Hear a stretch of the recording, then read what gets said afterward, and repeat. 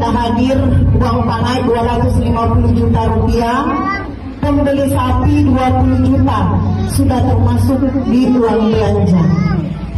Mahar berupa cincin berlian seharga 238 juta terlampir surat sertifikat dan resi pembelian. Ya, jadi mahar berupa cincin berlian seharga 238 juta. Selanjutnya 2 buah cincin kawin emas berlian seharga 17.600.000 rupiah. Jadi ada 2 buah cincin ya seharga 17.600.000 rupiah disertai dengan surat pembelian dan berlian sertifikat. Ya, jadi persyaratannya lengkap, alhamdulillah.